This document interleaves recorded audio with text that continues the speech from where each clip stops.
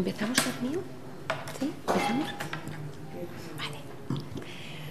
Muy buenas tardes a todas las personas que nos acompañan, tanto en esta hermosa sala de San Fernando como a través del canal de YouTube de la Universidad de Alicante. En esta segunda sesión del ciclo Encontrarse en la Palabra, que iniciamos el pasado mes de noviembre y que organizamos de forma conjunta la sede universitaria Ciudad de Alicante y el Centro de Estudios Iberoamericanos Mario Benedetti. Como ya saben algunos de ustedes, este ciclo lo que pretende es ser un espacio para que autoras y autores divergentes por distintos motivos dialoguen entre sí acerca de las motivaciones de la escritura, de lecturas imprescindibles, de la entrada en el mundo editorial, de cualquiera de esos asuntos importantes que atañen a la creación en el siglo XXI. En esta ocasión contamos con un cartel de lujo, dos novelistas y poetas magníficas, la argentina Valeria Correa y la española Marta Sanz, que nos sitúan ante una divergencia muy actual por diversos motivos: escribir desde dentro, desde fuera de tu país. Y lo harán de la mano de nuestra querida compañera Carmen Alemán, que es máxima especialista en literatura actual en lengua española. En nombre de Jorge Olcina, director de esta sede, y en el mío propio, quiero daros las gracias a las tres por vuestra presencia hoy en un evento que sin duda va a resultar sumamente interesante. Para aquellas personas que tengan inquietudes dentro de la sala, por supuesto, podrán interrumpir, preguntar cuando quieran, pero aquellos que estén viéndonos por video streaming, por favor, tendrían que apuntar la dirección seu.alacant@ua.es para hacer sus preguntas. Y tendremos media hora, más o menos hasta las 8 menos 20, para recoger esas preguntas y hacérselas llegar a nuestras escritoras. seu.alacant. Bueno, yo voy a pasar al público para disfrutar a tope de esta tarde tan especial. Muchísimas gracias a las tres.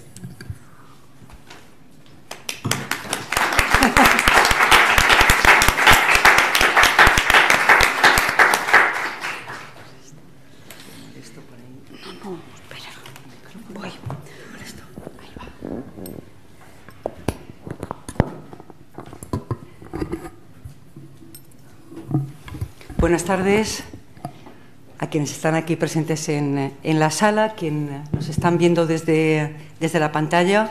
Muchísimas gracias a Beatriz Aracil, la directora del Centro de Estudios Iberoamericanos Mario Benedetti, a Jorge Olcina, siempre tan acogedor en esta seu de la Universidad de Ciutat de Alacant, y muchas gracias a quienes están aquí presentes, especialmente a mis alumnos y alumnas del máster, que hoy ¿quién presenta? Alemani.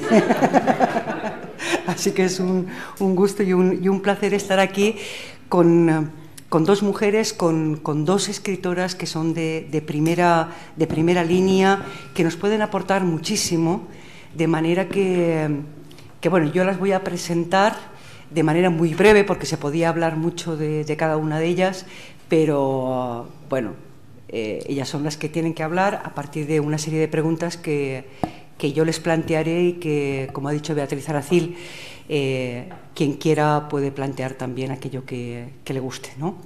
El problema está el primer problema que nos enfrentamos en esta mesa es a cuál de las dos presentar primero. A Marta. A Valeria. No. Aquí tengo una moneda. El azar y la suerte. A ver. Se puede elegir entre Cervantes, por una parte, y por otra parte, la Comunidad Europea. Así que, Cervantes. Valeria, Comunidad Europea. Venga, ¿vamos a ello? Comunidad Europea. Pues vale.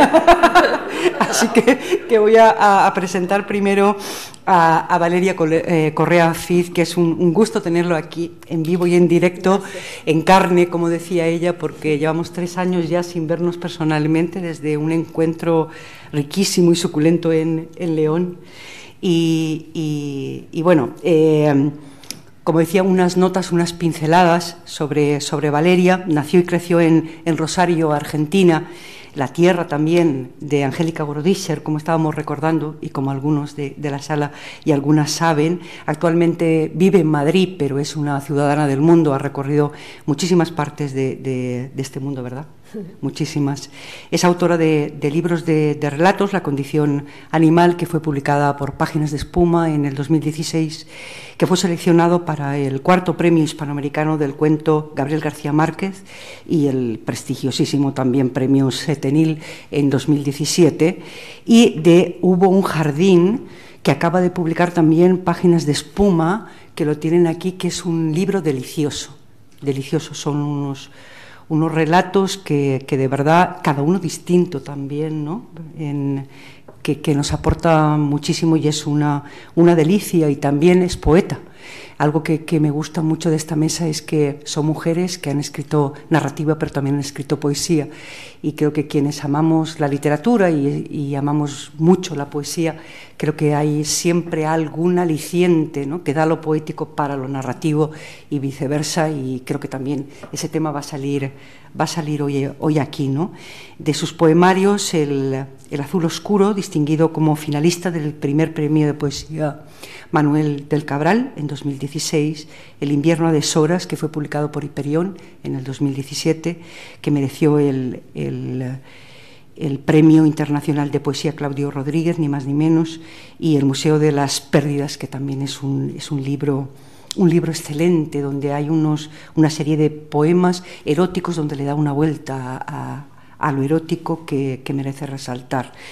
Y así El deseo, que es una plaquette recientemente también publicado, ¿no? Algunos de sus relatos y poemas han sido recogidos en diversas antologías y traducidos al inglés, al italiano, al hebreo y rumano, y también tiene un taller de escritura con el Instituto Cervantes de Milán, donde la admiran mucho, la quieren mucho. Y nosotros también. Gracias, Valeria, por estar aquí. Y ahora me toca presentar a Marta Sanz, que es doctora también en filología, como muchos de los presentes aquí en la sala. Ha publicado novelas, cuentos, ensayos, poemas. Recientemente acaba de publicar esa brevísima, para nosotros brevísima, porque nos gusta tanto leerte que nos parece breve.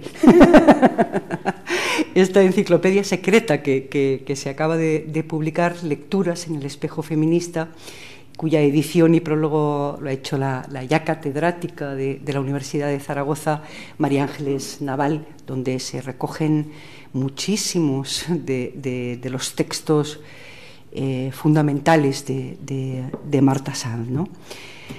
Entre las novelas destacamos El frío, los mejores tiempos, que fue Premio Ojo Crítico de Radio Nacional de España en 2001, Susana y los viejos, que fue finalista del Premio Nadal en el 2006, La lección de anatomía, la trilogía del detective Arturo Zarco, Black, Black, Black, un buen detective no se casa jamás, y Pequeñas mujeres rotas, que fue Premio Tenerife Noir en el 2020, Daniel Astor y La caja negra, que fue Premio Tigre Juan Cálamo, Otra mirada y Estado crítico, Amor Fou, Farándula, que fue Premio Herralde de 2016, para envidia de Marco Glantz, Clavícula y Parte de mí.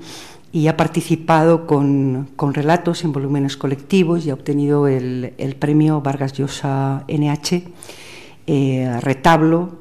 Son 2 relatos ilustrados por Fernando Vicente. Su poesía completa será recogida en abril del 2022 bajo el título Corpórea. El poemario Vintage fue Premio de la Crítica de Madrid y destacan asimismo sus ensayos No tan incendiario, Monstruas y centauras, que recibió el Premio Cegal de 2018, y Enciclopedia secreta. Es editora del libro de La mujer fatal y Tsunami, un volumen colectivo de textos feministas. Colabora asimismo en El País, en la cadena SER, que mañana o pasado vas a retransmitir desde Alicante, así que nos da recuerdos para todos, te estaremos escuchando. y también es docente de la Escuela de Escritores.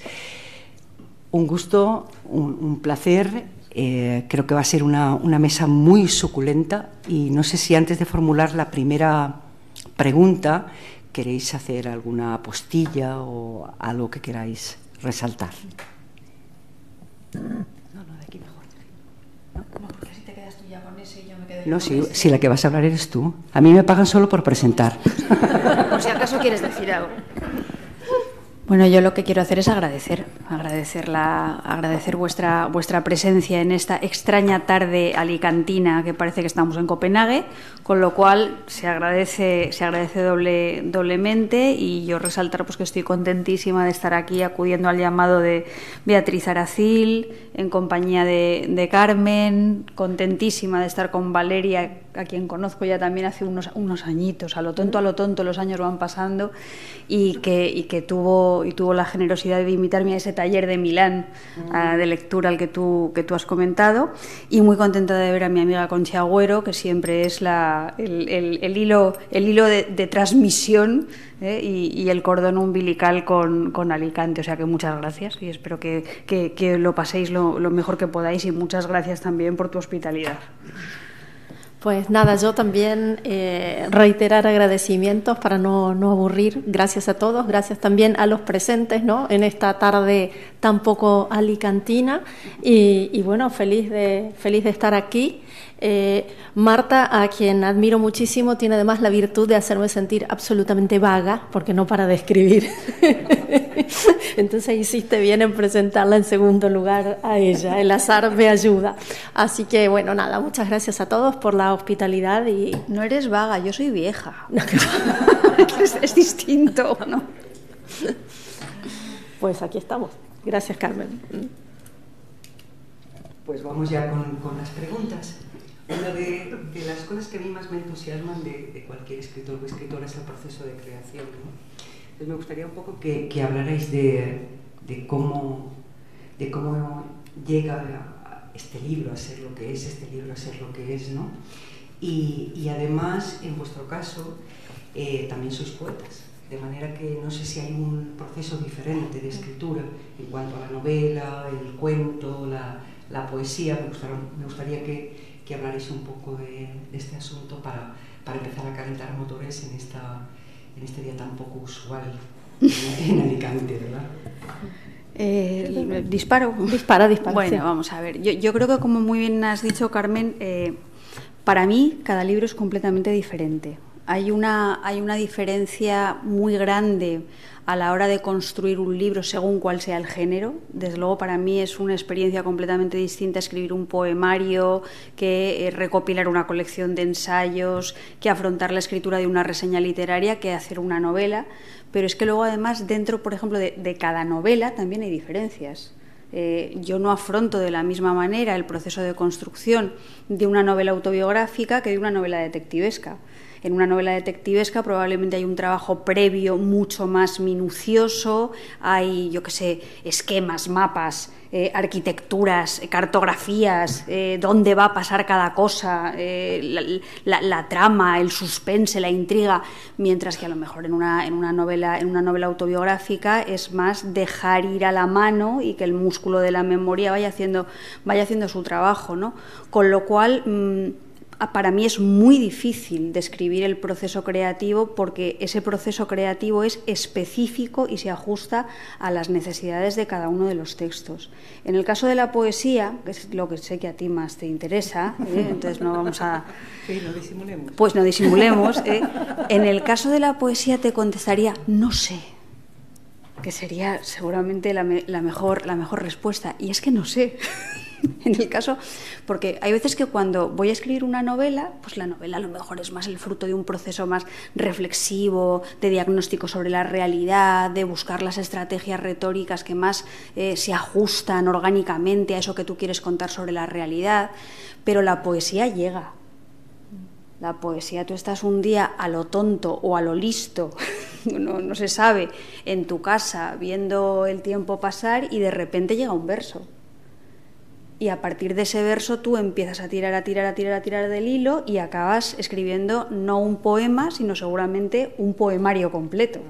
Entonces, no sé cuál es el proceso no sé de dónde sale esa primera imagen o ese primer verso, sencillamente llega.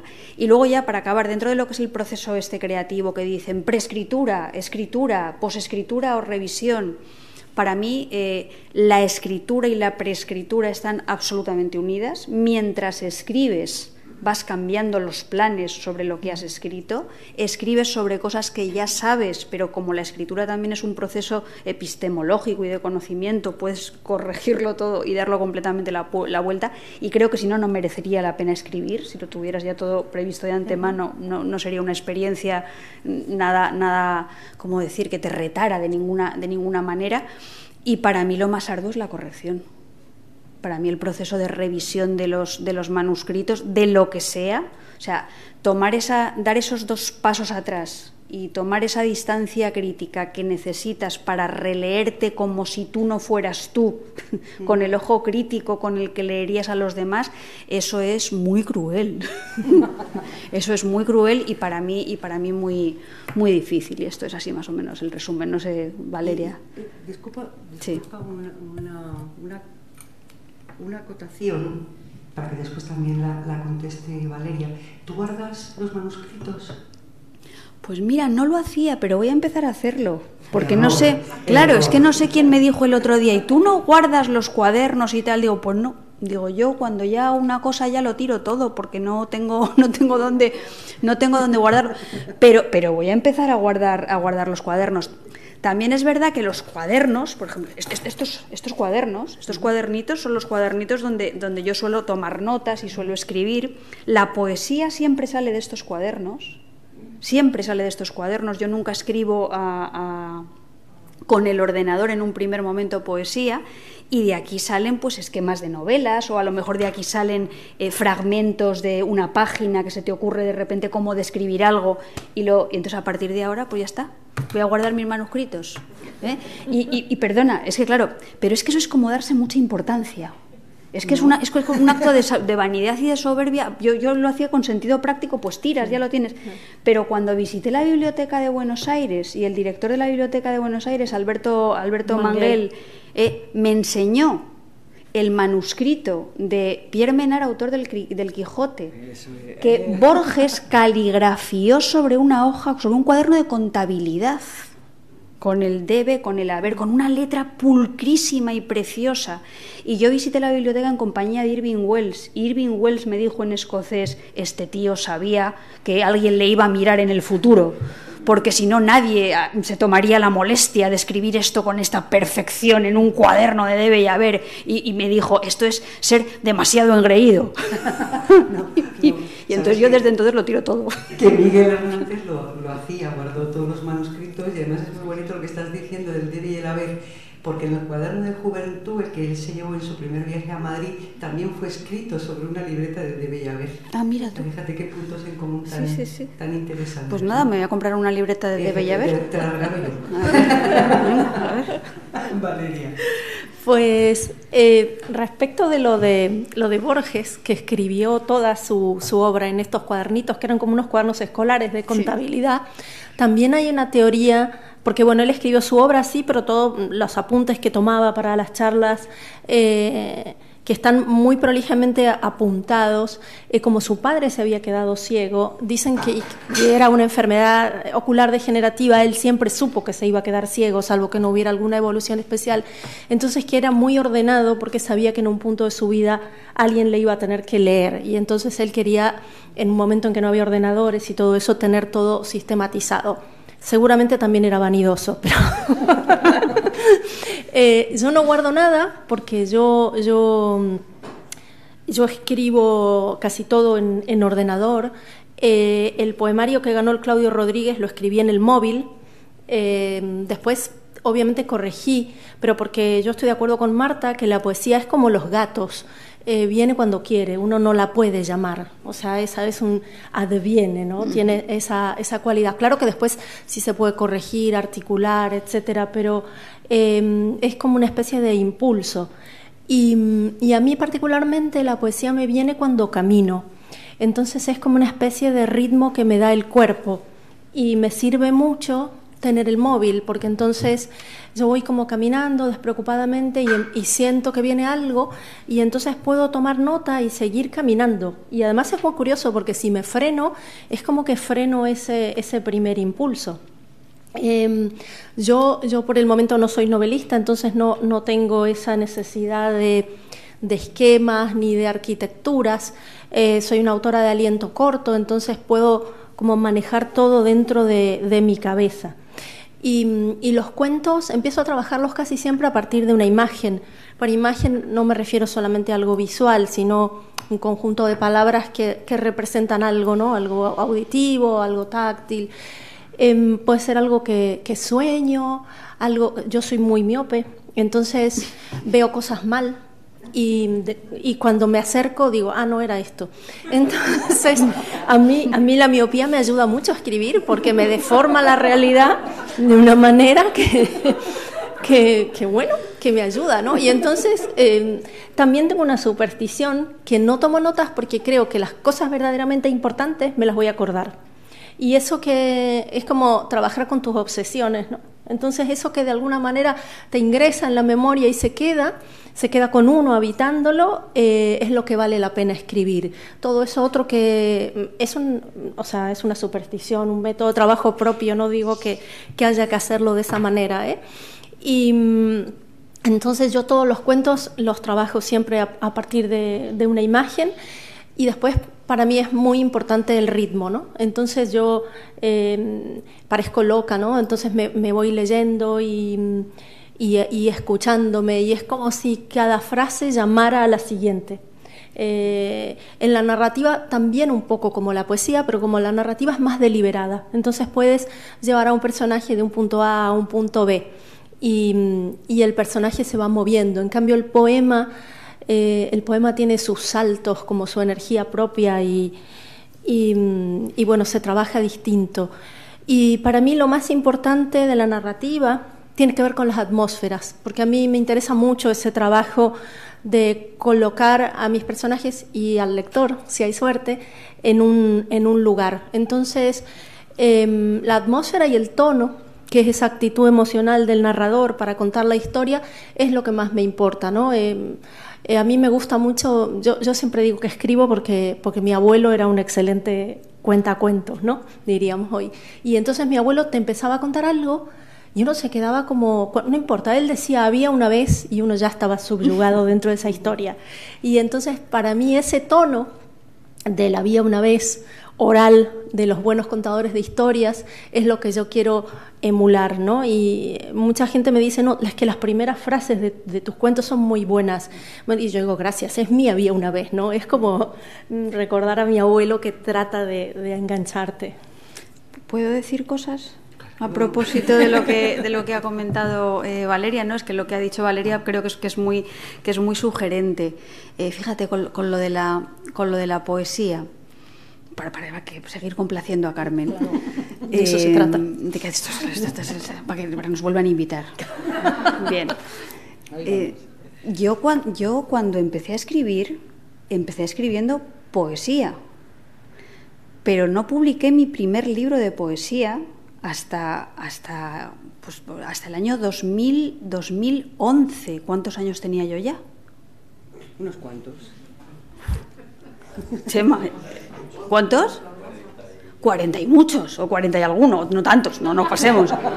No, entonces, quiero decir que mi impulso, o sea, cuando yo era joven y incluso cuando yo era niña, a mí me salía a escribir poemas y me salía a escribir canciones, pero sin embargo cuando empecé a tomarme la literatura de una manera, no sé si más seria, pero atisbé la posibilidad de tener lectores y lectoras reales, yo empecé a escribir no exactamente novelas, sino un texto que se llamaba El frío, que era un texto híbrido donde yo contaba la historia de un desengaño amoroso. Y no recuperé la poesía hasta después de escribir Black, Black, Black en el año 2010, en un momento de mi vida en el que yo me sentía extremadamente cansada de la disciplina de la novela. Claro.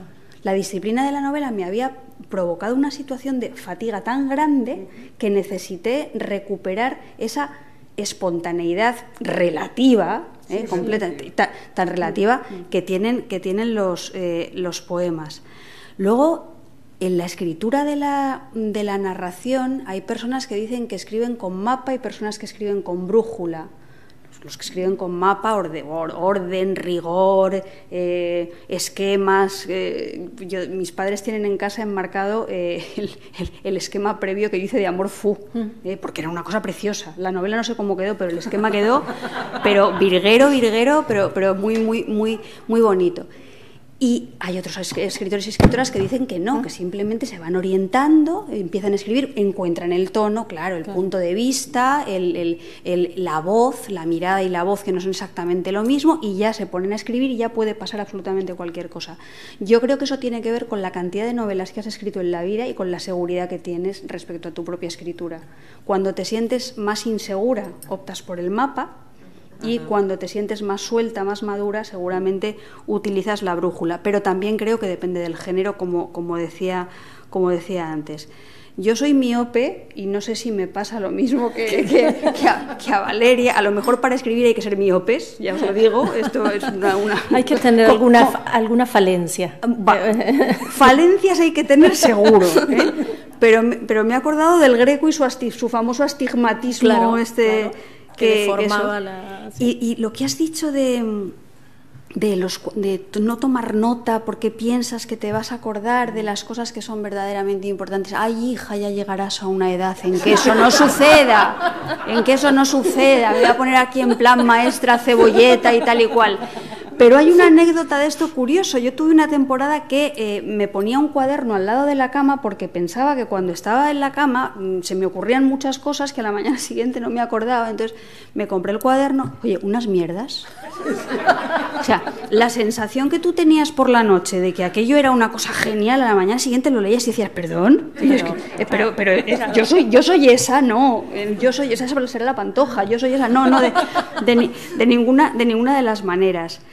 Otras dos cosas que ha dicho Valeria que yo quiero aprovechar porque me parecen eso muy sugerentes. Has contado lo de tu abuelo, él era así una vez de tu abuelo.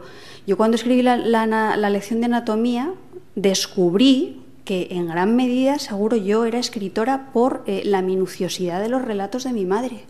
Pero lo que pasa es que los relatos de mi madre eran relatos de vida cotidiana. O sea, en la lección de anatomía está el famoso capítulo eso del día del parto de mi madre. A mí mi madre me describió su parto minuciosamente desde los 4 hasta ahora mismo.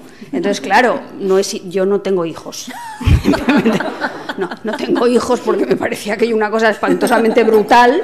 Y me decían, la epidural, yo no confío en estas cosas, pero sin embargo mi madre me regaló palabra minuciosa y me regaló palabra sensorial y desde luego me regaló relato eficaz.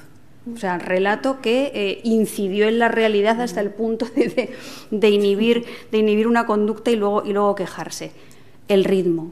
Claro, en el proceso de corrección, ese que hemos dicho que es tan tremendo y a veces tan arduo, yo cuando leo una novela, cuando releo una novela, tú haces una corrección ortotipográfica, aunque te la vayan a hacer en la editorial. Haces una corrección que tiene que ver con las estructuras narrativas, que el punto de vista no falle, que las escenas sean verosímiles, que no haya repetido informaciones, que los personajes hablen como tengan que hablar, o sea, los aspectos macroestructurales. Pero luego yo hago una corrección que tiene que ver con cómo suena cada página. Claro. Y eso lo descubrí y lo ratifiqué todavía más cuando grabé el audiolibro de Pequeñas Mujeres Rojas, que lo grabé yo, las 400 páginas del libro en una cabina en plena pandemia, que pensé, si no muero aquí no moriré nunca, porque claro, aquello ni ventilación ni nada de nada, y me di cuenta de lo importantísimo que es en la prosa el sonido de las palabras y cómo eso es un nivel de significación que también tenemos que tener en cuenta cuando interpretamos una novela y no solamente un texto poético. Sí. Fíjate cuántas cosas, ¿eh? Tú tienes la culpa. No, el texto produce un encantamiento, claro, el ritmo. Y después, respecto de los escritores de brújula y mapa, yo también creo, pero bueno, como no soy novelista, no sé, Marta, yo creo que a veces la gente que somos más dispersa y que nos aburrimos, somos más de brújula, porque al hacer un mapa ya te sabes todo y entonces dices, ¿para qué lo voy a escribir? Para cambiarlo. Y entonces, no lo sé, yo creo que es como un nivel, la creación es como una especie de mundo otro, y entonces a mí me gusta mucho vivir en ese mundo otro. Y me cuesta más traerlo al papel, ¿no? En el papel, eso que decías vos de tu cuadernito de sueños, en el papel las cosas fallan, en la cabeza no te fallan nunca, en la cabeza son perfectas, ¿no? Entonces, qué suerte tienes. No, es que es verdad. Yo le digo a mis alumnos una verdad de perogrullo, pero a escribir se aprende escribiendo. Porque cuando te dicen, no, profe, voy a escribir esta historia, que va a pasar esto, ¿puede ser? Sí, a ver cómo lo haces, ¿no? Claro. Sí, es verdad. Bueno, que trabaje Carmen. Que trabaje un poquito porque me van a pagar la cena. Así que yo también tuve un cuaderno en el que escribía por la noche. ¿Y qué tal? Y por la mañana me levantaba y no tienes ni idea de Mani, no tienes ni idea como el personaje del Resplandor que escribía. Pero sí me gustaba esa idea un tanto romántica, ¿no? De a ver qué escribo esta noche, qué idea se me viene a la mente y demás. Pues bueno. Pero en fin, es así un poco también cinematográfico, ¿no? Sobre todo. Y autobiográfico, ¿no? Y ahí habéis sacado a colación elementos que son de vuestra autobiografía, ¿no? Y hay un tema que es una de las líneas cruciales dentro de la literatura, que es ese juego entre, y además de todos los géneros, si es que todavía existen los géneros, entre la autobiografía y la ficción, ¿no? De qué manera participan en vuestros escritos una más que otra o de qué manera se articula, ¿no? En vuestro discurso. Aquí disparas tú. Voy, disparo yo. Yo escribo todo ficción, digo, ¿no? Pero también pienso que un escritor es un arqueólogo de sí mismo. Entonces, de alguna manera, uno investiga en uno mismo el miedo, si se lo tiene que asignar a un personaje, sus pulsiones eróticas, si la historia o el poema lo requiere, y trabaja obviamente con lo propio y también con lo que atesoró de los demás, ¿no? O sea, si uno ve cómo reacciona su vecino frente a algo que le da miedo, eso también forma parte de vos mismo, porque bueno, uno le está asignando a los demás ciertas emociones, ¿no? Y los ve reaccionar. Entonces, en ese sentido, yo creo que uno excava mucho. Y por eso también hay gente que dice que la escritura es muy dolorosa, ¿no? Porque es una forma de autoconocimiento muy profundo. Entonces, bueno, ese es el nivel que yo creo que tiene más de autobiográfico en mi escritura, trabajar con mis recuerdos, mi corporalidad, mi modo de sentir. Las historias no son autobiográficas, sí tiro mucho de esa vida en distintos lugares, porque bueno, al final también me gusta construir una memoria que tenga que ver con la palabra, ¿no? Yo creo que lo único permanente lo instaura la palabra, todo lo demás se va degradando, los edificios, si no les hacemos mantenimiento, se arruinan, las personas envejecemos, las cosas se pierden. Entonces, bueno, eso, ¿no? Lo único, y además Marta ya me dijo que empiece a tomar nota, que me voy a olvidar de todo, entonces lo único permanente lo instaura la palabra, y en ese sentido me gusta trabajar con ciertos lugares que quise o que odié, con rasgos de personas que también que quise o que no me gustaron, pero sobre todo eso, ¿no? Yo creo que uno hace arqueología de uno mismo y después también trabaja con lo autobiográfico, es también esto, ¿no? De las obsesiones, que uno trabaja con lo que a uno le interesa, con lo que a uno le preocupa. Entonces, de alguna manera, un libro, creo yo, refleja un momento personal, aunque no sea autobiográfico. Eso es lo que se me ocurre ahora, luego no sé, a ver qué me dice Marta. Vamos a ver, yo quiero empezar compartiendo con todo el mundo la historia de nuestra comida que he contado yo de Alicia Jiménez Barlet, que me parece una escritora estupenda y que tiene una visión muy original de lo autobiográfico, y que además hay una cosa curiosa, porque siempre que escribes un libro todo el mundo te pregunta, ¿es autobiográfico? Sí, ¿es autobiografía? Y está el morbo de ¿es autobiográfico? Porque la gente quiere saber, yo que sé, si has copulado encima de una mesa con 5 hombres chinos fumados, o si ¿esto es autobiográfico? Pues entonces tú dices sí. Entonces eso es lo que hacía Alicia Jiménez Barlet. Cada vez que le preguntaban, os recuerdo que Alicia sobre todo escribe novela negra, Petra Delicado y estas cosas, y entonces cada vez que le preguntaban, Alicia, ¿este texto suyo es autobiográfico? Decía, mire, todo lo que tiene que ver con crímenes y sexo, sí. Dice, lo otro no. Entonces, hay por una parte una especie de morbo, morbo reduccionista además respecto a la idea de lo que es lo autobiográfico, porque Valeria lo acaba de explicar muy bien. O sea, la autobiografía no tiene solamente que ver con el hecho de que yo explique minuciosa y miméticamente los acontecimientos de mi vida, que yo lo he hecho.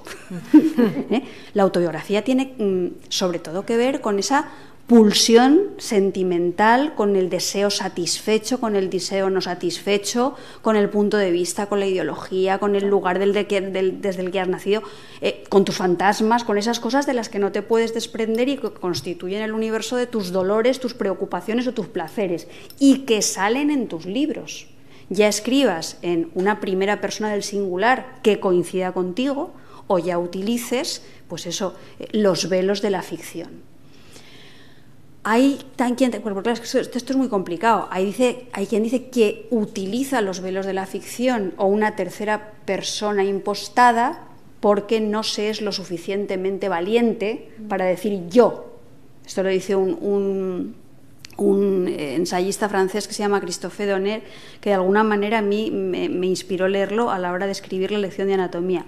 No lo sé, a mí me da igual. O sea, quiero decir, si tú no eres suficientemente valiente para utilizar el yo y eliges una tercera persona y te sale un buen libro, yo no tengo nada que decir, ni me parece una cobardía, ni me parece una chorrada. Entonces, yo creo que siempre está esa base, ese impulso autobiográfico que, insisto, puede cristalizar en un libro netamente autobiográfico o puede cristalizar en una ficción, que también las ficciones son lentes de aumento para ayudarnos a aproximarnos a la realidad y conocer cosas que a lo mejor desde ese punto de vista tan personal e intransferible no podríamos conocer. O sea, cuando tú te trasvistes de otros personajes, cuando buscas otras maneras de entender lo real, pues eso te ayuda a comprender cosas que desde tu propia mente pequeña no comprenderías. Y luego, claro, ahora se dice, por ejemplo, esto lo decía el otro día Diamela Eltit, que estaba muy cabreada con las autobiografías porque decía que la autobiografía eran algo así como la encarnación del individualismo sumo en la época del neoliberalismo. Oiga usted, pues no. O sea, perdone, pero no. O sea, yo no entiendo, yo no escribo autobiografía porque me sienta un personaje singular que se mete el dedo en el ombligo y da vueltas para hacer círculos viciosos, como decía Ionesco. Yo escribo autobiografía por todo lo contrario. Yo considero que la autobiografía es un género político en la que precisamente se hace buena la idea de que lo personal es político, y que las pequeñas cosas que me pasan a mí pueden ser un reflejo de todas las violencias de un sistema que me parece muchas veces injusto y criminal. Entonces, en las humanidades hay veces que nada es verdad ni es mentira y todo depende del color del cristal con que se mira, pero lo que ocurre es que, claro, hay que ser consciente de cuáles son esas líneas, y creo que a veces se generan falsas polémicas que lo que buscan es vender o visibilizar la literatura o la cultura porque ya no se ve, ¿no? Pero a mí esta gente que dice, no, es que a mí no me interesa nada la literatura autobiográfica, pues allá tú. O, a mí es que no me interesa nada la literatura de ficción, pues allá tú. O sea, yo creo que las dos cosas se pueden hacer, que no son incompatibles y que de lo que se trata fundamentalmente es de hacerlo bien, ¿no? Yo escribo autobiografía también porque tengo una visión optimista hacia el lenguaje, y creo que el lenguaje, además de enturbiar la realidad, a veces puede servir para ver. y puede servir para construir un horizonte de verdad. Yo no escribo autoficción. Yo me niego a que me metan en el saco de la autoficción, porque me parece que la autoficción, el recurso que utiliza es la primera persona, el nombre de un autor, de una autora que se mete en el libro para protagonizar una experiencia que posiblemente no ha vivido, y se utiliza esa primera persona con ese nombre como elemento verosimilizante. Es como para dar credibilidad a una historia que no sucedió y que a lo mejor por sí misma no se mantiene de pie. Entonces, a mí no me gusta el marbete autoficción, no me siento identificada con el marbete autoficción. Ahora, por ejemplo, hay una escritora que yo valoro mucho, una ensayista que se llama Begoña Méndez, que acaba de publicar un ensayo que se llama Autocienciaficciones. Eso me gusta más. ¿Sí? O sea, os recomiendo que lo leáis, está muy bien. Tomamos nota. Bueno, autoficción de algo más se llama el ensayo. Yo no lo leí, pero se llama algo más, ¿no? Se llama más, se llama sí, no, Autocienciaficción. El título es más largo, pero sí, es tan largo ya que es que no lo recuerdo, hija mía. No, yo tampoco, pero era para decir a Conchi que estaba apuntando que es autoficción algo más, pero... Yo creo que ella lo que pasa es que nos hizo sufrir alguna mucho con clavícula. Porque en un pasaje decía que había meses que cobraba 350 euros y a mí me entró una angustia. Claro. Que luego ella me dijo, no te preocupes que llego para comer. Pero mira, yo siempre se lo digo a Marta eso. Ese libro es súper valiente, porque de alguna... bueno, Marta es súper valiente, pero ese libro es absolutamente valiente porque... en línea con lo que ella acaba de decir, con esa confianza que ella tiene en el lenguaje, que plantea un horizonte de verdad, ¿no? Siempre que quien escribe tenga el valor de plantear un horizonte de verdad. Y Marta en ese libro hizo muchas cosas, pero hizo una que creo que nadie antes que ella se había animado a hacer, y es mostrar el lado anti-fashion y precario de la escritura. Y eso es algo que nadie quería hacer. Yo no sé por qué no. Y entonces de repente que una escritora de la trayectoria de ella salga a mostrar ese costado no es algo menor ni algo banal, ¿no? Bueno, entonces yo también creo que hay para quienes saben y pueden hacerlo y tienen ese horizonte de no y el interés, ¿no? Porque a mí por el momento no tengo interés de escribir autobiográfico, pero bueno. Allá voy. A mí me parece una novela absolutamente política. Sí, claro. Lo es. Clavícula nació por una parte de la intención de sanar un dolor que era real y poner orden en ese dolor que era real, pero luego se convirtió, yo creo, que en un artefacto radicalmente político. Porque en Clavícula precisamente se habla de esa visión de la autobiografía en la que el dolor físico es inseparable de la ansiedad, de la salud mental y de los dolores asociados a nuestra precariedad económica. Y además eso se ve en una clave de género, porque esos dolores asociados a la precariedad económica en el caso de las mujeres se multiplican por 2, porque tienes que bracear 2 veces más fuerte para hacer las cosas y te autoexplotas más. Y te exiges más y al final acabas inflándote a lorazepames, como es mi caso. Ella va a ser una mujer tranquila. Bueno, Marta, estabas hablando un poco del cuerpo, y hay una línea de la literatura escrita por mujeres que a mí me gusta mucho, que es la relación entre literatura y cuerpo. Y aprovecho porque Margot Glantz va a estar aquí pasado mañana, y es una de las pioneras, ¿no?, en hablar de la literatura y el cuerpo, y me gustaría que razonarais un poquito sobre el asunto. Bueno, esto enlaza con lo que estaba contando al principio de mi madre, ¿no? Absolutamente. Yo en ese libro que se llama La lección de anatomía, no por casualidad, yo mientras lo escribía yo me di cuenta de que en gran medida yo concebía mi cuerpo como un texto en el que se van quedando impresas todas tus trabajos, la manera en que cortas el pan, la manera de escribir, cómo miras, cómo quieres que te miren, cómo levantas el pecho, lo escondes, todas esas cosas son actitudes de la vida que se quedan impresas en tu cuerpo más allá de tu voluntad. Y luego, por otra parte, también entiendo los textos como cuerpos. O sea, para mí los textos son entidades orgánicas. Para mí los textos son pues esqueletos llenos de sensualidad y de armonía, o todo lo contrario, pueden ser textos cojitrancos y son textos que pueden provocar la repulsión del otro o atraerlo tremendamente, ¿no? Entonces yo creo que ese paralelismo entre el cuerpo real y el cuerpo textual está presente en toda mi obra, y vuelvo a lo mismo. Yo creo que eso tiene también mucho que ver con el hecho de ser mujer, porque las mujeres a lo largo de la historia de la literatura y del arte hemos sido sistemáticamente reducidas a cuerpo. Es muy difícil hablar desde otro lugar. Tenemos alma desde hace 3 días.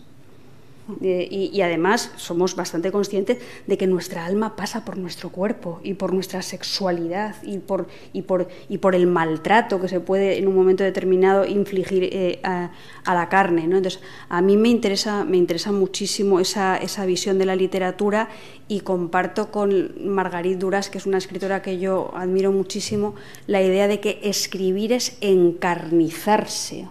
Tú te haces cuerpo en el texto, incluso el hecho de escribir plantea una contractura, hay una presión, hay algo físico en la escritura, y sobre todo yo creo que escribimos desde esa posición de cuerpo en permanente luxación, porque estamos incómodas. O sea, nuestro cuerpo está incómodo en una sociedad que nos maltrata desde un punto de vista económico, y ese maltrato desde el punto de vista económico cristaliza en una cultura de la desigualdad y cristaliza en una cultura de la violación, y termina desembocando, en los casos más extremos, en el feminicidio. Estamos contracturadas y tenemos luxaciones porque nuestra educación, nuestros referentes, las fuentes de las que bebemos y que nos alimentamos y que pasan a formar parte de nuestro cuerpo, porque yo creo que la lectura se metaboliza. A mí los libros que leo me hacen manchas en el hígado y me cambian la retina y empiezan a formar parte de ese ADN. Bueno, pues todo ese alimento fundamentalmente nace de una mirada masculina que conforma mi deseo, y esa mirada masculina que conforma mi deseo a veces me hiere. Entonces, partimos de esa posición. Entonces, es lo que dice la poeta, la escritora, la ensayista estadounidense Adrienne Rich. Utilizamos la lengua del opresor. Ella también habla de colonización y todas estas cosas, ¿no? Utilizamos la lengua del opresor, que queremos buscar una lengua que no sea la lengua del opresor, que está impregnada de los lenguajes, de los significados del poder, pero claro, la necesitamos para hablarnos. Entonces, en esa contradicción permanente, utilizas una lengua que necesitas, que forma parte de ti, pero al mismo tiempo te hiere. Entonces, ahora lo que yo creo que andamos haciendo muchas veces, muchas mujeres que escribimos, es escribir con la lengua de las demonias, buscar un lenguaje otro, un lenguaje inverso, un lenguaje que se dé la vuelta, un lenguaje siniestro, como ocurre en el caso de los libros de Valeria. Y creo que eso tiene que ver todo con el cuerpo y la corporeización de la figura de la mujer a lo largo de la historia de la literatura y del arte. Somos mucho cuerpo. Por eso mis poemas se llaman corpórea. Sí, yo creo que tenés razón en eso, y también tengo una idea más práctica de por qué las mujeres escriben mucho más con el cuerpo que los hombres. Y es porque históricamente los hombres escritores eran esos señores que se encerraban en un escritorio con una resma de papel, una pluma y un tintero, y se pasaban el día escribiendo. Y las mujeres que han escrito históricamente terminaban de escribir y fregaban los platos y limpiaban el váter. Entonces hay una materialidad en la vida de las mujeres, una materialidad que tiene que ver con la práctica, con si tienes niños, cambiarlos, limpiar, también con el rol de cuidado de las mujeres. Entonces, la vida de una mujer en líneas generales está mucho más impregnada de materia, de esfuerzo físico, digo de las mujeres que escriben, ¿no?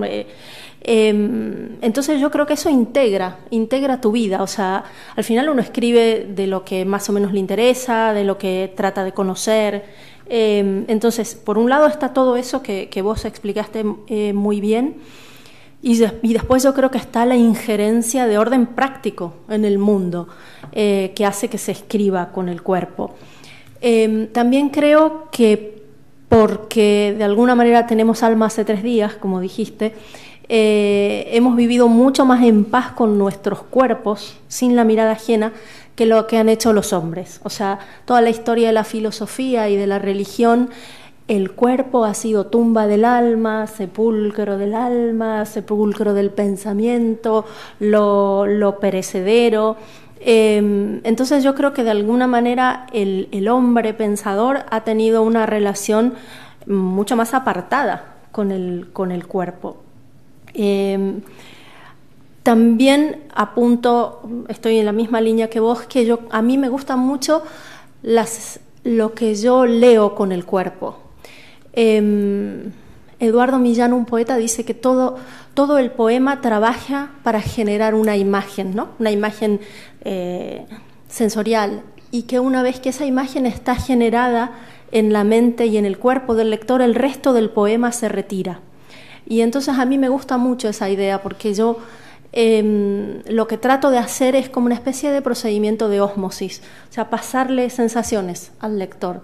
En el otro libro había el último cuento, es un libro que yo escribí en el año 2014 y que habla de una pandemia. Yo no sabía que íbamos a tener una real, era una pandemia, porque bueno, yo trabajo con no siempre, pero bueno, era una pandemia de anfibios, ¿no? O sea, se habían toqueteado genéticamente los animales y entonces lo que había era una pandemia de anfibios, y entonces se salía con máscaras y todo cubierto, ¿no? Para que los anfibios no te desovaran encima, y entonces era un cuento muy viscoso, muy lleno de humedades.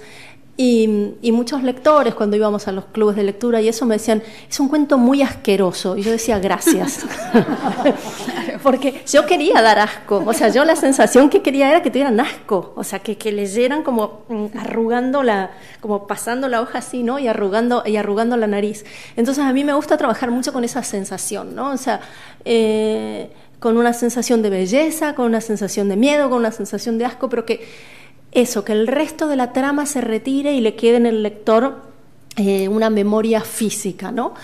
Y también creo que es por mi manera de sentir, ¿no? Yo tengo mala memoria específica, pero muy buena memoria sensorial. Entonces, yo ya me olvidé dónde fuimos a comer. Comimos brutal. Te juro. No me acuerdo el nombre. Es que soy distraída en eso. Pero no, o sea, y mañana me voy a olvidar qué comimos, no lo sé. Pero yo me voy a acordar para siempre que comimos de lujo. Entonces, para mí, la experiencia de la escritura es igual. O sea, el lector se puede olvidar cómo se llamaban los personajes, se puede olvidar específicamente de qué iba la trama, pero lo que yo quiero es que se queden con una idea con una sensación, ¿no? Como una especie de memoria agradable, desagradable, tensionante, lo que fuera, ¿no? Pero y para eso, de alguna manera, tienes que escribir con un lenguaje que atraviese tu propio cuerpo y en la confianza de que ese lenguaje llegue también a los lectores, ¿no? Claro. ¿Puedo? Vamos a ver. Es que ha comenzado su intervención Valeria diciendo una cosa que a mí me interesa mucho, porque acabo de leer unas conferencias, unos textos que escribió una escritora estadounidense no muy conocida que se llama Tilly Olsen. En la editorial Las Afueras han publicado unos relatos titulados Dime una adivinanza, y ahora van a publicar unas reflexiones de ella sobre lo que tú has hablado de el cuerpo y los cuidados.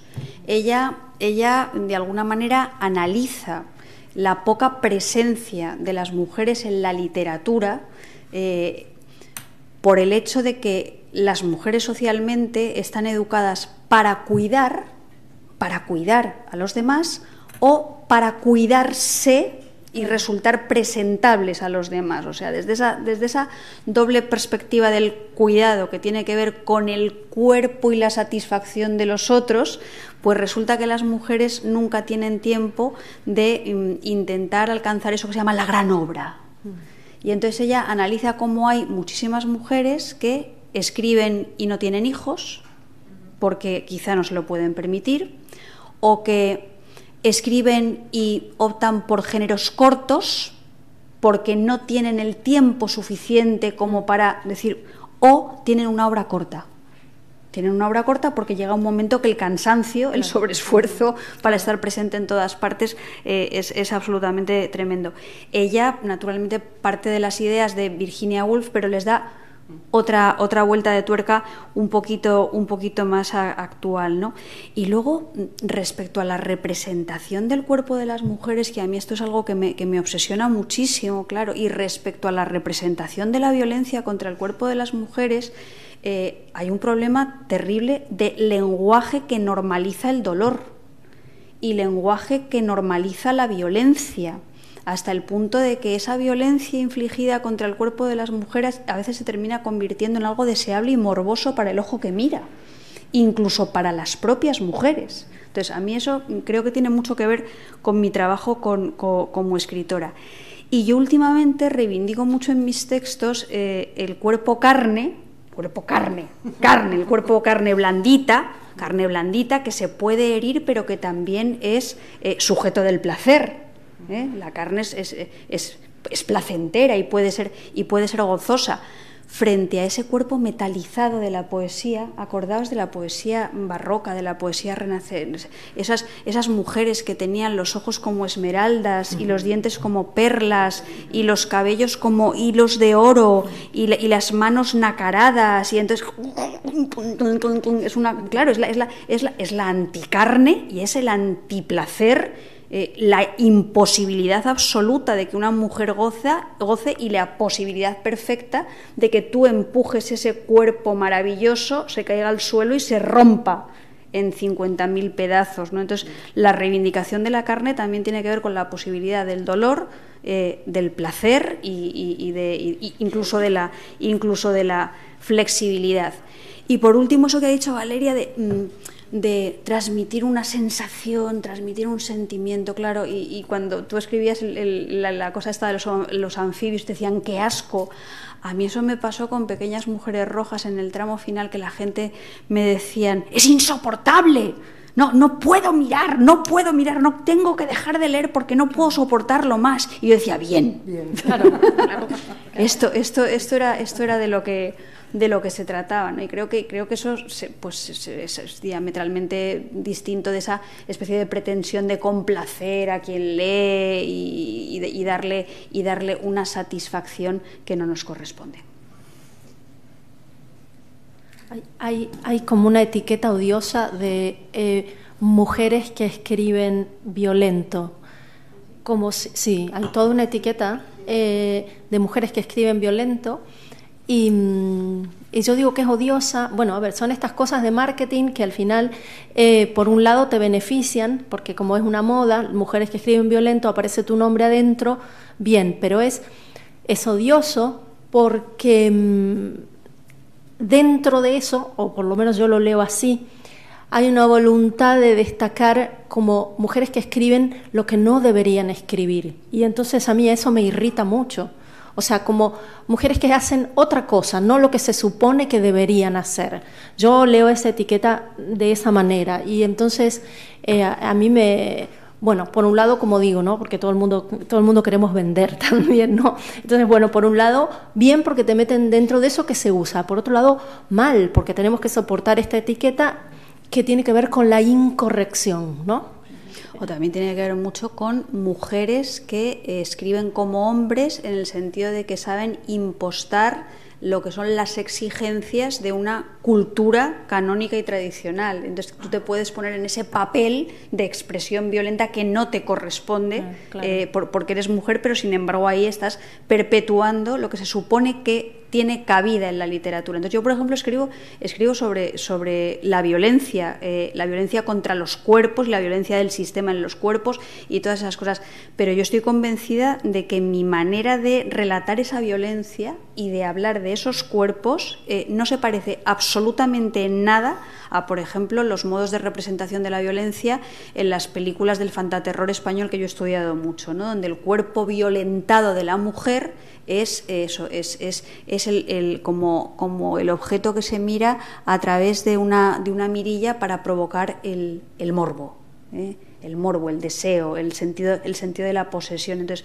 estamos cambiando completamente la mirada a la hora de retratar la violencia, aunque comparto contigo que hay veces que hay determinados marbetes comerciales que para lo que sirven es para publicitar un determinado tipo de literatura. Eso está, vamos, clarísimo. Interesantísimo. A mí como me pagan, pero me pagan poco. Pues, no voy a seguir preguntando. Te han invitado a comer. Y a cenar también me van a invitar. No sé si alguien de la sala aquí me han pasado unas preguntas que han hecho online, pero primero si alguien de la sala quiere formular alguna pregunta y después pasaré a resumir quizá, porque también el tiempo vamos bien. No sé si alguien de... Sí. Una cosa que cuando antes se hablaba de la diferencia o de los matices entre autobiografía y ficción, la medida que yo me atrevo a pensar que no son tan diferentes, porque de alguna manera puede responder a lo que fue o a lo que pudo ser o a lo que puede ser. Me trajo a la memoria un comentario que lo tengo aquí, que no quiero que se pierda en una sola palabra, de un pasaje del último libro de Valeria, en el que se dice: parto de una situación que no me gusta y la corrijo en el papel, como un dios de tinta. A mí eso fue todo un puñetazo en mis sentidos, en la medida que parece que ahí cobra una conciencia de un empoderamiento, de una oportunidad que como creador no voy a desaprovechar, y os advierto, ahí voy, a cambiar. Pues bueno, y sí, en una entrevista tuya, Marta, leía que decías que de alguna manera no asumías el papel de creador y reivindicabas el oficio de escribir. Entonces, pues bueno, pero aún así creo que aquí sí que hay una conciencia de diosa, no de Dios, que además me encantó la expresión que decía como un dios de tinta. Pues bueno, lo reescribo y lo rehago. Entonces, pues bueno, me gustó esa conciencia y me gustaría eso, cómo vivís esa conciencia de alguna manera de dioses de tinta. Bueno, gracias por la lectura, en primer lugar, muchas gracias. Y yo eso que le hago decir a uno de los personajes es de verdad mi experiencia vital. A mí la literatura me da, lo primero, muchísima libertad. En un sentido,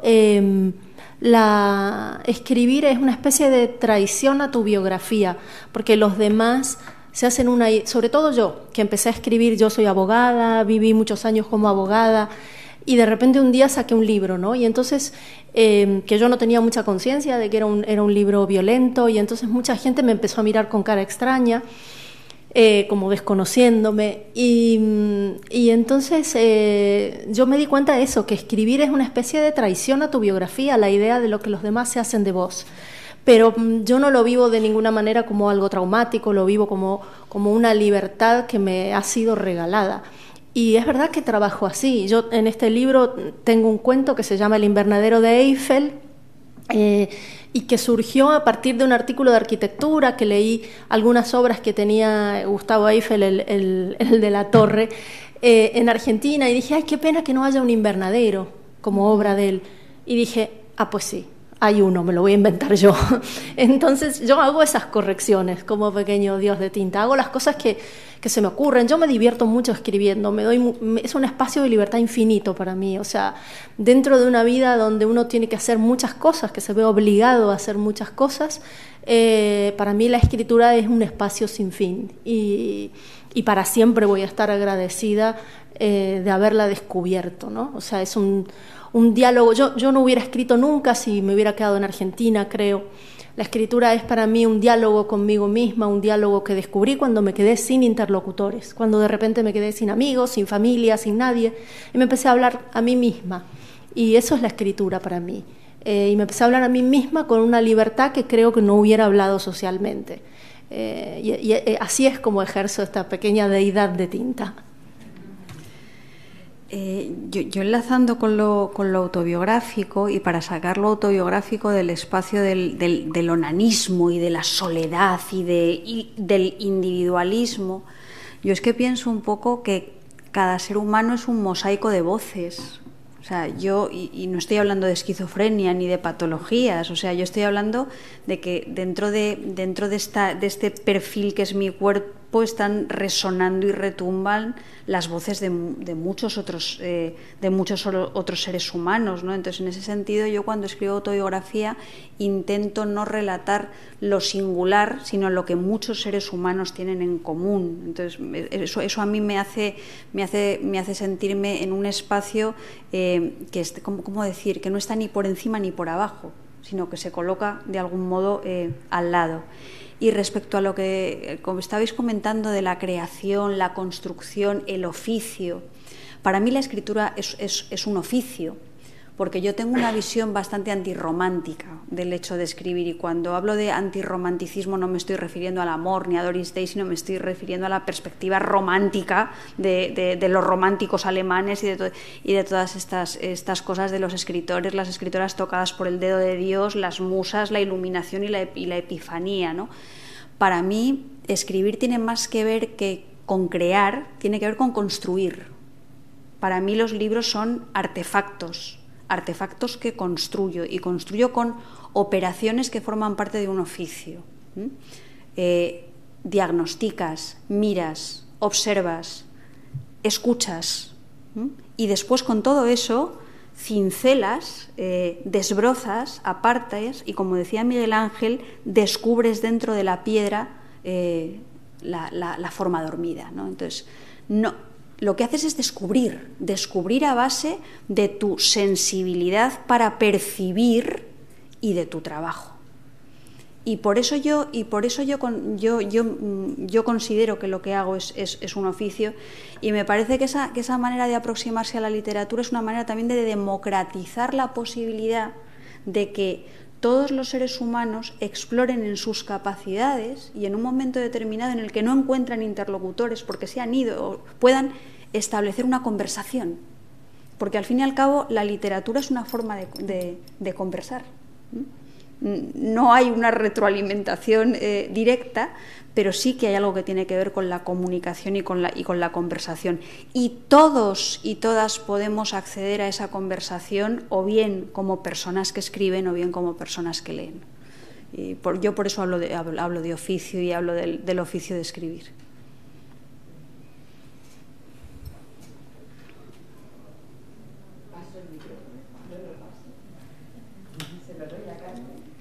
Sí, me lo das a mí. Qué peligro. Si pudiera decir algo, me gustaría hacer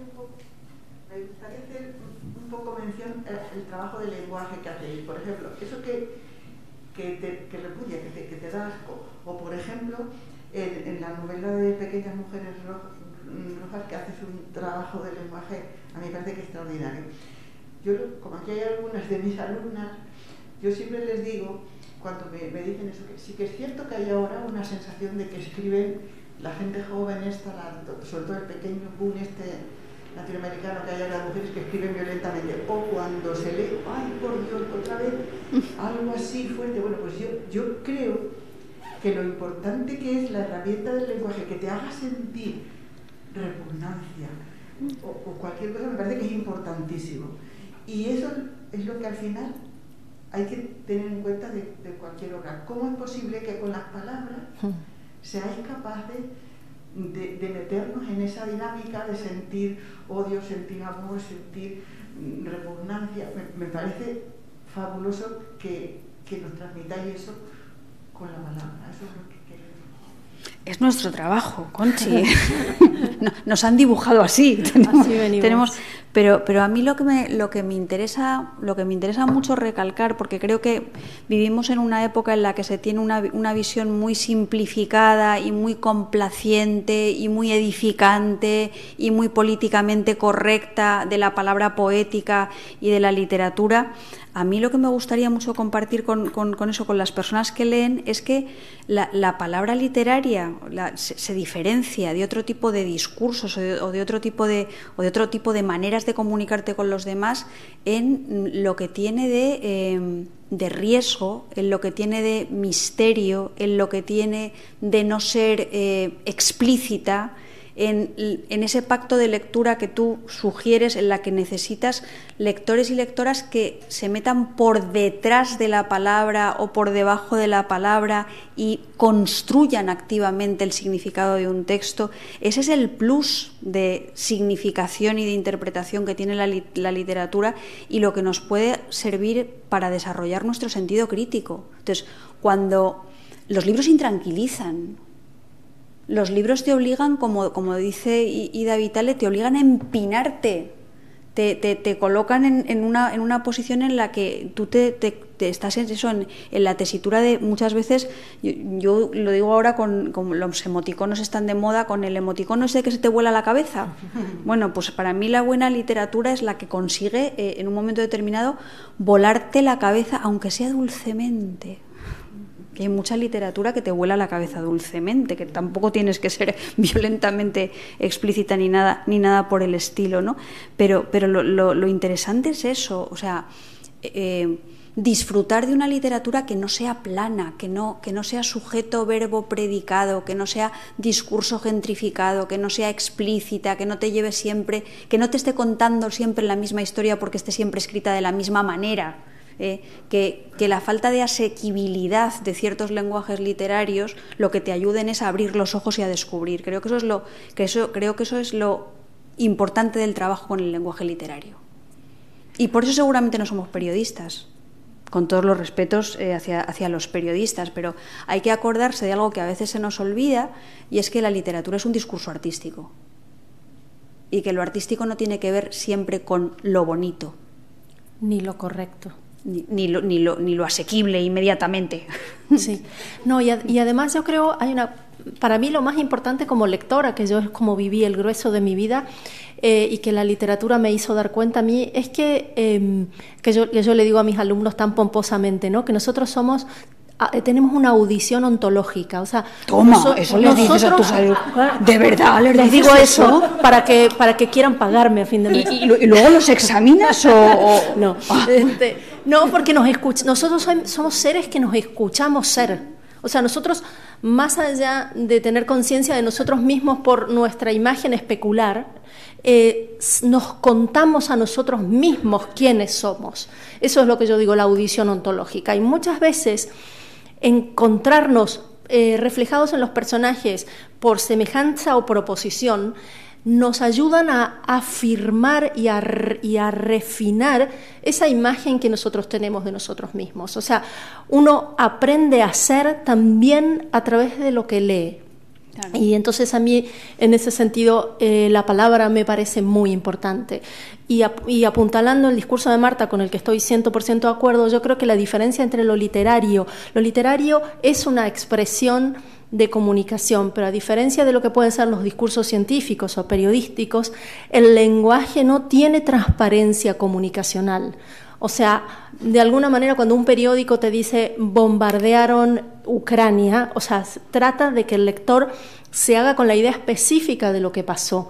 El lenguaje literario trabaja en contra de esa transparencia comunicacional, trabaja contorsiones del lenguaje, deformando las estructuras sintácticas convencionales para que el lector se haga una idea de una forma u otra de contar la misma historia, porque al final de cuentas las historias para contarse son limitadas, y nosotros lo que hacemos es volver a decirlas una y otra vez, adecuándolas a un tiempo y a un espacio, y a unos valores, ¿no? que van cambiando con lo social. Pero a mí me interesa sobre todo eso, ¿no? de lo literario, que para mí es un ejercicio de empatía. Como lectora yo lo he vivido siempre así, uno aprende a través a través de los personajes, a través del discurso que el artista plantea, ¿no? Y de ahí esa audición ontológica. Yo esto de la audición ontológica me ha dejado muerta. Yo creo, en el buen sentido de la palabra, yo creo que no me escucho ser, sino que yo me escucho existir y me escucho sobre todo fluir. Es horrible. Tú no te has metido en la cama y has puesto así la oreja y escuchas pum, pum, pum, pum, pum, pum. Y esto a mí me pone bastante, hablando del cuerpo, me pone... Pero porque te dirás algo. Porque si te claro, me está todo el rato hablando. ¿Ves? O sea, no, es una cosa insoportable, de verdad. No me acuerdo qué escritora decía algo así como, el cuerpo no es un buen lugar para vivir. No, pues a mí me pasa un poco eso. Y luego esa explicación que ha dado tan buena y tan precisa Valeria respecto a lo que es la lengua literaria, respecto a otro tipo de formas de comunicación, me ha hecho recordar la entrevista de Margarit Duras con el pintor Francis Bacon, que está recogida en Pequeñas Mujeres Rojas, donde él precisamente dice, Francis Bacon, que a él los temas no le importan, porque los temas siempre se repiten, y que entonces que a él lo que le importa es lo que él llama la mancha, claro. Y lo que él termina nombrando como la imaginación técnica, y cómo esa mancha y esa imaginación técnica está superponiendo un significado otro al tema de siempre. Exacto. Entonces eso que se ve muy claramente en el discurso de la pintura, en la estética, pues hay veces que en la literatura la gente no lo ve, porque consideran que el valor está en la claridad o en la transparencia o siempre en la precisión. Y puede ser, o sea, puede ser que tu objetivo sea la claridad, la transparencia, la precisión, para hacer que tu lengua corte como un vidrio. Puede ser eso, pero puede ser otra cosa. Y cuando es otra cosa hay muchos lectores que se cabrean. Se cabrean porque hay como una barrera que exige hacer un esfuerzo que no estamos dispuestos a hacer porque asociamos la cultura a la comodidad espectacular. Vivimos una vida de mierda, vivimos en un mundo de mierda, no vengas tú a darme un libro complicado, pues ¿por qué no? Y cuando llego a mi casa, además quiero ponerme, como decía el otro día un chico en la radio, una película de no pensar. Y es muy legítimo y está muy bien y no hay por qué renegar de ese tipo de artefactos culturales, pero por favor también necesitamos reivindicar el espacio de los otros, porque si no el mercado se lo come todo. Entonces eso, por favor, vosotros que estáis estudiando másteres, tenedlo en cuenta. Bueno, ya la última pregunta para cerrar, porque se nos ha ido el tiempo rápido. Esta pregunta es de Eduardo para Valeria, pero la voy a aprovechar porque la tenía también preparada, porque habla del terror. Ah, muy bien. Final, entonces para que también contestes. Dice, en la portada de tu libro hay ojos, muchos ojos, y las miradas son protagonistas indiscutibles en los relatos, pero no lo son menos los olores, en algunos casos incluso definitorios de los personajes. Y cita: fue la primera vez que pude olerlo, un olor a sudor picante y dulce, como a tabaco con chocolate. El terror se ve, eso ya es la frase literal, ¿no? Está ahí. El terror se ve y se nota en las miradas, pero ¿a qué huele el terror? Está bueno, ¿eh? Qué pedazo de pregunta. Sí, ¿a qué huele el terror? Pues depende, creo yo, ¿no? De todas maneras, yo uso el terror como un mecanismo. A mí es un género que me encanta, yo siempre he sido muy lectora de terror, y al terror le robé al menos dos cosas. Uno, sus mecanismos de tensión narrativa, porque uno cuando ve una película de terror o cuando lee algo de terror está como contracturado, ¿no? Esa luxación de la que hablaba Marta y que hace que uno no pueda, o sea, tiene un doble viaje, ¿no? O sea, por un lado quiere apartarse de lo que está leyendo porque le da miedo, pero por otro lado siente el movimiento exactamente opuesto, de atracción, ¿no? Para ver qué pasa. Entonces, bueno, eso requiere de unos mecanismos muy, muy precisos, que yo creo que uno se los puede apropiar para escribir casi cualquier cosa. que son los mecanismos de tensión narrativa. Y después a mí el terror me sirve mucho para hablar de lo que yo creo que es la marca de nuestros tiempos y que es la indiferencia social. Y esas pequeñas violencias cotidianas. Entonces, a mí el género me sirve mucho para hablar de eso sin decirlo, ¿no es cierto? Para poner en evidencia desigualdades sociales, para poner en evidencia micromachismos, para poner en evidencia violencias del Estado, bueno, y un largo etcétera, prejuicios, muchas cosas, ¿no? Y no sé, Eduardo, que me hace esta pregunta, ¿a qué huele el terror? Bueno, yo creo que el terror se siente en todo el cuerpo, no se siente solamente en el olfato, ¿no? El terror puede estar integrado por un sonido, por una visión, evidentemente por un olor, por un tacto, pero sobre todo lo que nos da más miedo es aquello que nosotros imaginamos, ¿no? A mí me gusta mucho siempre una frase de Borges que decía la resolución del misterio es inferior al misterio, y de alguna manera yo creo que lo monstruoso, apenas perfilado y que el lector pueda imaginar es siempre superior a aquello que uno como escritor le pueda proveer. Entonces lo terrorífico se construye a través de rasgos, no se termina de delinear al monstruo, sería como clase 1. El otro día, hablando precisamente con otra compañera nuestra, con Edurne Portela, en Aravaca, de pequeñas mujeres rojas y estas cosas, y salió un término que yo había visto en una tesis doctoral, que es la jauntología. La jauntología y la espectrografía. Espectro de espectrografía, sí.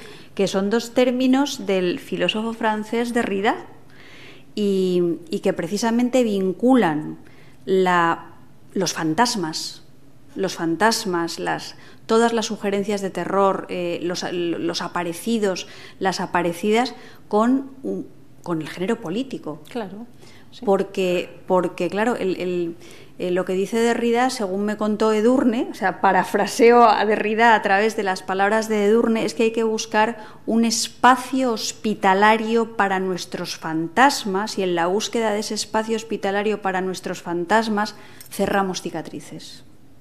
Entonces, hay una visión de la historia que tiene que ver con los desaparecidos, que tiene que ver con las fosas, que tiene que ver con los libros que tratan de estas cosas, que conecta directamente con esa visión de la jauntología. Y es verdad que en la literatura contemporánea, y muy particularmente en la literatura contemporánea escrita por mujeres que utilizamos de alguna manera los rasgos del género de terror, como muy bien ha dicho Valeria, lo que hay es una necesidad de colocar en primer plano eso, los machismos, la xenofobia, el racismo, las pérdidas, las violencias políticas, y se hace a través de los recursos del género de terror. Y respecto a las sensaciones, claro, uno de los primeros instrumentos para conseguir que la realidad se convierta en un lugar extraño, que es el A del género de terror, la realidad se convierte en un lugar extraño, es la hiperestesia. El trabajo con los sentidos, que o bien están ausentes y hacen de la realidad un lugar extraño porque hay una ceguera o porque hay una falta auditiva, o por todo lo contrario, o porque están excesivamente presentes, que es lo que pasa en La caída de la casa Asher de Edgar Allan Poe. Sí.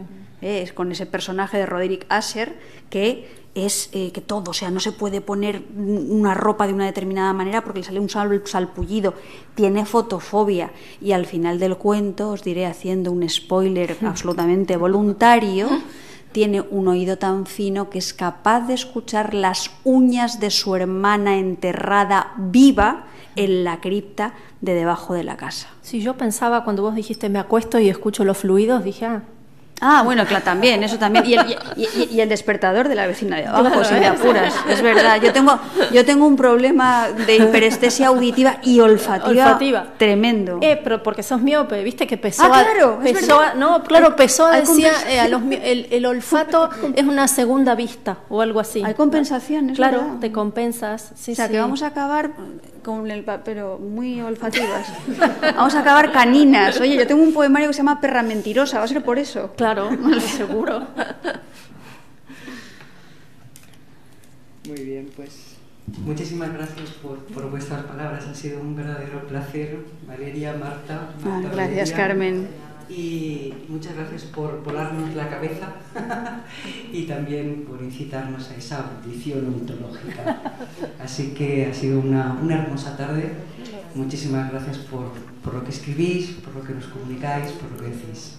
Muchas gracias.